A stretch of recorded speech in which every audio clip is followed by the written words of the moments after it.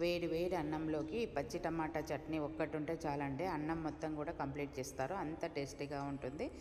దీని ప్రాసెస్ చూపిస్తాను రండి. ముందుగా ప్యాన్లోకి కొన్ని పల్లీలు వేసుకొని డ్రై రోస్ట్ చేసుకొని పక్కన పెట్టేసుకుందాము. తర్వాత ఇదే ప్యాన్లోకి 1 స్పూన్ వరకు ఆయిల్ వేసుకొని పచ్చిమిర్చి, వెల్లుల్లి, కొంచెం జీలకర్ర వేసుకొని మంచిగా వేయించుకొని పక్కన తీసేసుకోవాలి. తర్వాత ఇదే ప్యాన్లో ఇంకొంచెం ఆయిల్ వేసేసుకొని పచ్చి టమాటాలను కూడా వేసుకొని మంచిగా సాఫ్ట్గా అయ్యేంత వరకు మగ్గించుకున్న తర్వాత ఇందులోకి కొంచెం చింతపండు, కొంచెం పసుపు యాడ్ చేసేసుకొని మగ్గిన తర్వాత దీన్ని చల్లారబెట్టుకోవాలి. పూర్తిగా చల్లారిన తర్వాత దీన్ని రోల్లో కానీ మిక్సీ జార్లో కానీ మంచిగా గ్రైండ్ చేసేసుకోవడమేనండి.